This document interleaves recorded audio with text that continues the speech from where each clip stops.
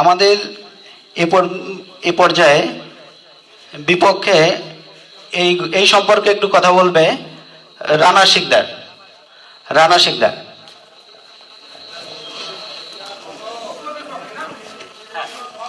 জয় হরিচাঁদ।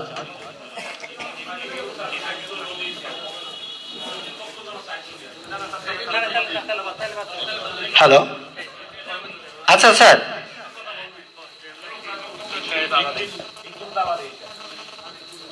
জয় হরি বল। আমার বাবা মৃত হওয়ার কিছুকাল আগে যখন আমাকে ডাকে তার কাছে যে বাবা একটু কথা শুনে যা, আমি তোর কাছে কিছু কথা বলবো, তখন আমি কাজ থেকে আসি। আমি কনস্ট্রাকশন মিস্ত্রি, রাজরডের কাজ করি। আমি রাতে 8টা 9টা 10টায় কোনো দিন বাড়িতে আসি। বাবা আমাকে খুব বেদন মুখে আমাকে ডাকে, বাবা তুই আমার কাছে আয়। আমি কাছে যাই, গেলে বাবা আমার 2 হাত জোর করে বুকের সাথে চাপিয়ে ধরে সে বলে যে বাবা আমি মরে গেলে আমার গুরুর দিকে মাথা দিয়ে আমাকে সমাধিস্থ করবি, এবং আমি এমন কোনো অন্যায় করি নাই যে তুই আমার মুখে আগুন দিবি। তারপরে আমি এই কথা শুনে আমার এই শ্রদ্ধেয় বড় ভাই বিমল চন্দ্র মিস্ত্রি, তার সাথে আমি বলছি দাদা আমার বাবা কি সব বলে, আপনি একটু আসেন শোনেন।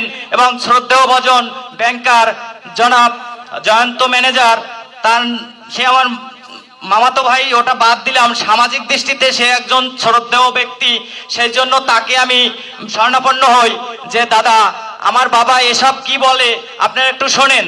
তাছাড়া আমাকে বলার আগেও আমার এখানে উপস্থিত অনেক ভাই ব্রাদার আছে, আপনারা একটু রিসার্চ করে দেখেন যে আসলে সত্যি কিনা। আমার বাবা সব সময় বলতো যে বাবা আমি মরে গেলে কখনোই আমাকে তোরা আগুন দিয়ে পুড়বি না, আমি এমন কোনো অন্যায় করি নাই, তোদের কাছে আমি শেষ অন্তিমকালে একটু আগুন দিবি ওটা আমি চাই না বাবা, তোদেরকে যদি আমি খাওয়াই পড়াই মানুষ করে থাকি তাহলে আমি যেভাবে তোদেরকে বলে যাচ্ছি ঠিক সেইভাবেই আমাকে সমাধিস্থ করবি। তাই আমি আমার এই বড় ভাইকে বলি যে দাদা এই কাজ করলে তো আমাকে সমাজ চেপে ধরবে, তাই আমার বাবার সাথে আপনারা একটু কথা বলুন। কিন্তু তারা আজ যায় কাল যায় পরশু যায়, বলতে বলতে বলতে বলতে বাবার অন্তিমকাল যখন চলে আসে তখন আমি আমার পাশের বাড়িতে শ্রী জগদীশ চন্দ্র মানে তালুকদার, তিনি মারা যায়, তার শ্রাদ্ধান্নি করে এরা 10 মিলে চাঁদা ধরে। তার যথেষ্ট সামর্থ্য থাকলেও তারা আমার এই যে কিছু ভাই ব্রাদার আছে তারা 10 মিলে সেই শ্রাদ্ধ সম্পন্ন করে।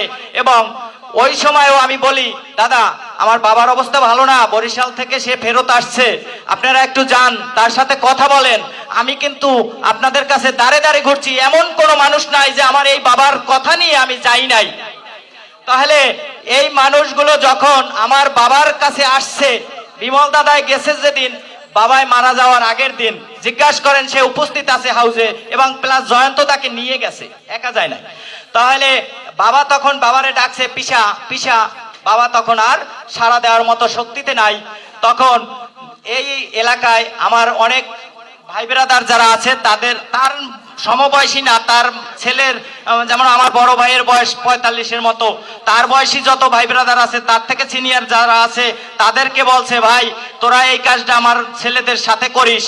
কিন্তু আমিও তাদের কাছে গেছি যে আমি তো এই কাজ করলে সমাজচ্যুত হব, তাই সমাজচ্যুত না হই সেই জন্য সমাজ প্রতিনিধিদের দ্বারে দ্বারে আমি যখন ঘুরছি তখন তারা আমার বাবাকে দেখতে আসছে বাবার মৃত্যু হওয়ার একদিন আগে।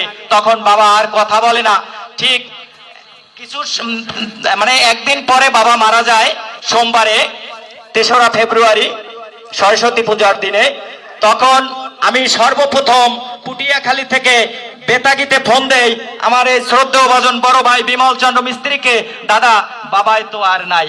তখন সে সাথে সাথে আসে না, কিন্তু কিছু সময় পরে, মানে কিছু সময় বলতে কয়েক ঘন্টা পরে সে চলে আসে তার কিছু সঙ্গবঙ্গ ভাই বেরাদার বা চাচাতো ভাই টাইস্তা নিয়ে আসিয়া বলতেছে এই তোরা কি করবি এই জায়গায়। বলছে যে আমি বলছি যে এই জায়গায় বাবাই তো বলছে সে কথা তো আপনি জানেনি, তাহলে এই জায়গায় মতাদর্শে বাবাই তার গুরুর বাড়ির দিকে সিথান দিয়ে তাকে রাখতে বলছে উত্তর সিঁড়িতে। হয়তো আমি অতটা শিক্ষিত না, আমার কথায় ভুল ত্রুটি ক্ষমা করবেন। আমি তার কাছে বললে সে বলছে না এ প্রথা হবে না। তাহলে দাদা কি প্রথা হবে? তা তোরা আগে মতুয়া মতে তোরা তোর বাবার সমাধিস্থ কাজ সম্পূর্ণ করবি, তারপরে তোরা আবার ব্রাহ্মণ মতে এই কাজ সম্পূর্ণ করবি। আমি বলছি জয় হরি বল, আমি এতেই খুশি। আমি যে এই বাবার কাজটা মতুয়া মতে করতে পারবো, সেই জন্য দাদা আপনাদের চরণ স্পর্শ করে সেই হাউজে আমি আশীর্বাদ গ্রহণ করি। কিন্তু আমার এই যে শ্রদ্ধেয় ভজন স্বদেশ মহরী কাকা, তিনি আসেন 11টার পরে, এবং দাদা এই সিদ্ধান্ত দিয়ে চলে যান বিএসি মাস্টারের দরজা পেরিয়ে। তখন তাকে আবার নিয়ে আসে, বলে কাকু ওর মারে থুইছে এইভাবে, ওর বাবাকে থুইছে এইভাবে। তখন সে রিপ্লে আবার আসিয়া ওই একই পয়েন্টে একই ভাবে ঝগড়া শুরু করতে করতে করতে করতে আমার বাবা মারা যায় সকাল 6টায়। আর সে তখন 3:30 বেজে যায়, তখনও তর্ক চলে যে কোন ভাবে থবো, কোন ভাবে রাখবো, কি করব। আমার আঙিনায় বসে তখন এরা সিদ্ধান্ত একটা দিয়ে গেছিল যে এই মতুয়া মতেও থবি, পুরোহিত মতেও থবি। আমি জয় হরিবল করে তাদের পায়ে আশীর্বাদ নিয়ে আমি কাজে রাজি হয়েছি। তখন ওই 11টার পরে যখন এই কাকার মানে ডাইককে নিয়ে আসাতে সে যখন বলে যে না, এর হেন কাজ করতে পারবি না, কারণ তোর মাকে থুইছস দক্ষিণ দিকে আর তোর বাবাকে তুমি উত্তর দিকে, এরকমের কাজ এই সমাজে কেউ করে নাই। বেশ ভালো কথা, এই সমাজে কেউ করে নাই। তো আমার বাবা তো দাদা আপনি তো জানেন মৃত্যু যাওয়ার আগে সে বলে গেছে এই কথাগুলো। তাহলে আজকের এখন আপনি যাইনা শুইনা সিদ্ধান্ত একটা দিয়া চলে গেলেন, রিপিট কেন আবার ফিরে আসে এই কথা বলতেছেন? তখন বলতেছে যে এখন তোর মতে যা করার তাই কর, আমরা এই মতে নাই। যদি আমাদের সাথে মিলেমিশে খাইতে হয় তাহলে তোর এই মতেই করতে হবে, তোর বাবাকে দক্ষিণ দিকেই সমাধিস্থ করতে হবে। তখন তার সিদ্ধান্ত অনুসারে আমার বাবার দক্ষিণ সিঁড়িতে সমাধিস্থ গর্ত করা হয়ে গেছে, মানে যাকে বলে কবর, হিন্দু বলে সমাধি। এই সমাধি খনন করা হয়ে যাওয়ার পরে তখনও তারা তর্কের পরে তর্ক, তর্কের পরে তর্ক, বিতর্কে 3:30 বেজে যায়। ওদিকে আমার বাবা তার মৃত্যু দেহের থেকে মানে গন্ধ আসবে সেই ভয়ে আমি খুবই ক্লান্ত এবং এদের সাথে তর্কে যাচ্ছি না। আমি শুধুই একটা কাজ করে গিয়েছি যে আমার বাবার ওই যেখানে সমাধিস্থ হয়েছে সেখানে 2টা গাছ ছিল, একটি গাব গাছ আর একটি সুবরি গাছ। এই যে আমার এক ভাই, এই যে আমার পাশে দাঁড়ানো যতীন চন্দ্র মিস্ত্রি এবং ওই পিছনে আছে কালু মিস্ত্রি, তাদেরকে আমি মানে তারা চিতা খনন করে, চিতা খনন করার পরে আমি তাদের সাথে, আমার বাবা মারা গেছে আমি শোকে কাতর, কিন্তু গাছে উঠে যে রশি বেঁধে দেবে এমন কোন ব্যক্তি তখন ছিল না। তখন এরা শুধু আমার বাড়িতে বসে গ্যাঞ্জামের পর গ্যাঞ্জাম, গ্যাঞ্জামের পর গ্যাঞ্জাম। তাহলে কি সিদ্ধান্ত হলো? ঠিক আছে তোরা পুরোহিত ভাবেই কাজ করবি। তাহলে পুরোহিত আনতে গেছে আমার শ্রদ্ধেয় ভজন বড় ভাই পরিমল চন্দ্র মিস্ত্রি, হয়তো এই হাউজে আছে। তখন সে ওই সময় পুরোহিতকে বলে যে এইভাবে গণেশ মিস্ত্রি মারা গেছে, তোমরা তার কাছে যাও একটু সমাধিস্থ করার জন্য যা যা প্রয়োজন। সে বলছে তখন যে সে গড়িয়া বুনিয়া কাজ করাইতে গেছে, যখন আসবে তখন আমরা বলবো। আর এদিকে আমার বাবা আমার কাছে জোর হাতে বুকের সাথে হাত চেপে ধরে বলে গেছে যে বাবা তুই যদি আমার জাতক সন্তান হও তাহলে পৃথিবীর সব মানুষ এক হয়ে যাবে, তুই আমার রক্তে সৃষ্টি, তুই এই কাজ এখানে বসেই করবি। তাহলে আমি যদি এই পৃথিবীতে সৃষ্টির শ্রেষ্ঠ হিসেবে ধরি তখন আমার বাবাকেই ধরতে হবে, কারণ কোরআন বলেন, হাদিস বলেন, গীতা বলেন, ব্রহ্মবৈবর্ত পুরাণ বলেন, ওই যে এখানে গ্রন্থের বর্ণনা বসায় দেওয়া হয়েছে, এর সবকিছুর ঊর্ধ্বে আমার বাবা। আমার বাবার মুখশ্রিত বাণী আমি ওইটা পালন করছি। তখন বলছি যে ঠিক আছে আমার বাবা যেভাবে বলে গেছে সেইভাবেই সমাধিস্থ করা হোক। তাই মতুয়া মত আদর্শে হরিলীলা অমৃত পাঠ করে আমার বাবাকে সমাধিস্থ করি এবং ওই সময় এরা সবাই রাগ হয়ে চলে যায়, তুই আজকের থেকে এক গরুয়া থাকবি, এ কথা বলে চলে যায়। এই পর থেকে এরাও একটু আগে বলে গেছে আমার দাদা অশোক চন্দ্র মানে হালদার, সে বলছে যে এ অনেক কথা বলছে যে প্রমাণ এখানে ওখানে, সে প্রমাণগুলো দেওয়ার জন্য আমার এই অনেক 3-4জন ভাইদের নাম বলা হয়েছে, তারা প্রমাণ দেবে, আমি না। আমার বাবা যেটা বলে গেছে সেটা আমি আপনাদের কাছে উপস্থাপন করলাম। জয় হরি বল, জয় গুরুচাঁদ। ধন্যবাদ। আচ্ছা স্যার, আমরা এই যে যেগুলো শুনলাম স্যার, আমরা কি এখন যেহেতু যেই মতে ও কাজ করছে এটা সঠিক না বেঠিক, এর জন্য কি আমরা শাস্ত্রীয় মতে ওদিকে এগোতে পারি কিনা স্যার? এটা আপনার অনুমতি স্যার। যদি এখন ও আচ্ছা আচ্ছা আচ্ছা স্যার,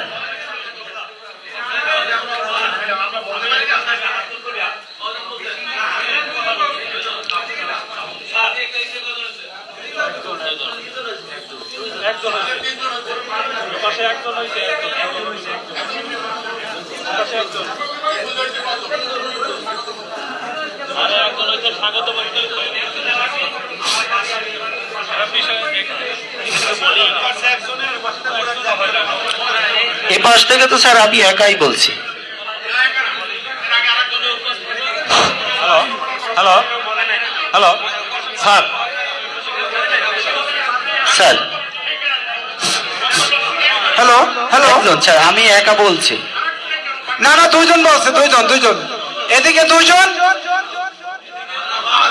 আস্তে একটু থাকেন সবাই, তোমরা তোমরা পরিবেশটা নষ্ট করে দিয়েছো। রানা ভাই তো এখানে সর্বশেষ বলবে, তারই মাঝখানে নাম লাগানো। আগে চারজনের কথা আমরা শুনি। স্যারে কি এলে রাত্রে 12টা পর্যন্ত খারাপ হয়ে যায় নাকি? দুই পক্ষের দুজন বলছে। এখন এই আপনাদের আরো কি বলা লাগবে কেন, নাহলে আমরা যুক্তি তর্কে যাব। হ্যাঁ আচ্ছা হ্যাঁ আচ্ছা না এই এখান থেকে দুইজন কারা বলছেন? আপনি আর এপাশ থেকে স্যার আমি তো কোনো বিষয় বলিনি। হ্যাঁ। আমাকে বলা হয়েছিল আজকের বিষয়টা কি সেটা অ্যাড্রেসিং করার জন্য আমাকে বলা হয়েছিল। আচ্ছা কেন বসেন, বসেন। আমি কোনো বক্তব্য দিইনি তো। আচ্ছা হলো এ বাবা শোনেন, সে তো কোনো ওই যে স্বাগত বক্তব্য, সে তো স্বাগত বক্তব্য দিচ্ছে, সে তো কোনো পক্ষে বলে নাই।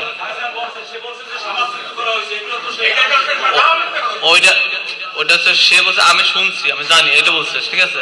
সে কিন্তু জোর দিয়ে বলে নাই। এটা তো আপনার কাউন্টার দিবেন। আমি একটু এক মিনিট কথা বলি। এই যে মুরব্বী, আমি একটু কথা বলি। যেহেতু ওনার বাবাকে নিয়ে এই কথাগুলো হয়েছে, সেক্ষেত্রে যেমন একটা কোর্টেরও যদি আপনি বিবেচনা করেন, বাদী তার অনেক বক্তব্য অনেক রকম থাকতে পারে, সেই জন্য কিন্তু কেউ বিবাদী ক্ষিপ্ত বা কটক্ষিপ্ত হওয়ার কিছু নাই। আমি যে কথা বলছি তো ভিকটিম বলছে। আচ্ছা সেটা পরে আলোচনা বের হবে, আলোচনা বের হবে। ওর বক্তব্য উনি বলছে, অর্থাৎ ওইদিকে কন্ট্রাডিকশন দেয় না। আচ্ছা এই আমরা আর একজন শুনবো। এদিক থেকে একজন, এদিক থেকে একজন।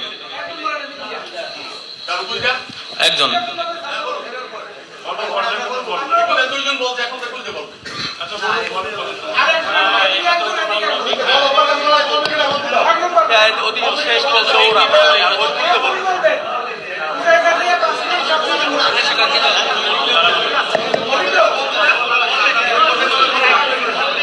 স্যার আমাদের প্রয়োজন নেই স্যার, আমরা আর আগে প্রয়োজন তাদের কথা শুনি স্যার, তারা কি বলতে চায় স্যার, আমরা অনুমতি দিলাম স্যার। জি। এই বাবা বলছি এখান থেকে দুজন, এই শোনেন, চুপ থাকেন সবাই। এখান থেকে শোনেন, কথা শোনেন। এখান থেকে দুজন বলা হয়েছে, তাই তো? এবার থেকে কজন বলছে? দুইজন, বুঝতে পারছেন? এখান থেকে আরেকজন বলেন, পরে আপনারা আরেকজন বলবেন। এখান থেকে একজন বলেন। আচ্ছা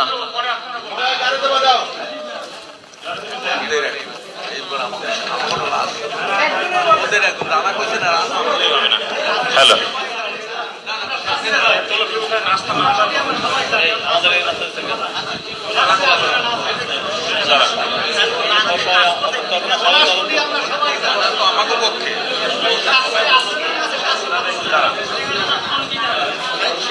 আমি উপজেলা নির্বাহী অফিসার মহোদয়ের প্রতি দৃষ্টি আকর্ষণ করছি এবং যারা রয়েছেন, আমি বিনয়ের সহিত বলছি, আমরা এখানে তর্ক করতে আসিনি। আমাকে এখানে বলা হয়েছিল আজকের বিষয়টা অ্যাড্রেসিং করার জন্য। আমি অতিথি না আমি হোস্ট, এটা আমি হিসেব করিনি। আমরা সবাই সবার মঙ্গলের জন্য আসছি। কিন্তু অসি তদন্ত স্যার বলেছেন আমরা এখানে ক্ষিপ্ত আচরণ কেন করব, সবার সম্মান আছে এখানে। একটি বিষয় হচ্ছে অশোকদার কথা শুনেছি, স্বদেশদার কথা শুনেছি, এই পক্ষ থেকে বলেছি শুনেছি। আমাদের কথা হচ্ছে আমরা সমাধানের জন্য এসেছি, আমরা বেশি বলতে আসিনি। এখন বিষয়টা হলো এখানে ভিকটিম তার কথা বলেছে আবেগ দিয়ে, এখানে সে কোনো পক্ষের না। এখন বিষয় হলো যে আমরা ভিকটিম যে কাজগুলো করেছে আপনাদের এই পুটিয়াখালীতে, সে তো আপনাদের লোক, আমার থেকে আপনার কাছের লোক। সেই কাজটা সঠিক করলো না বেঠিক করলো, নাকি মাকে দক্ষিণ শিয়রি করে সমাধিস্থ করা হয়েছে, বাবাকে করতেই হবে। ওদিকে তার বাবা জীবিত অবস্থায় বলে গেল তুই যদি আমার সন্তান হয়ে থাকো তাহলে তুই আমাকে সেই বিধানে কাজ করবে। এখন বাবা কথা হলো যে ও কাজটা যে করলো সেটা কোনো সনাতন ধর্মের কোনো শাস্ত্র অনুসারে করলো নাকি তার বাইরে করলো? সেই যে এখানে যে গ্রন্থগুলো আছে, এখানে মধুয়ালের একটি গ্রন্থও নাই, এই লীলামৃত ছাড়া এই যত গ্রন্থ দেখেন সকল হচ্ছে বৈষ্ণব ধর্মীয় গ্রন্থ। এগুলোর মধ্যে যদি থাকে সেগুলো এখানে তো উপস্থাপন করার সুযোগ দিবেন না, সেটা সুযোগ দিবেন না। সে সঠিক করলো, বাবা শোনেন, সে সঠিক করলো না বেঠিক করলো, ছাড়াছেন এখানে যারা গুরুজনরা রয়েছেন, সুধীজনরা রয়েছেন, সেটা তো বলার সুযোগ দিবেন।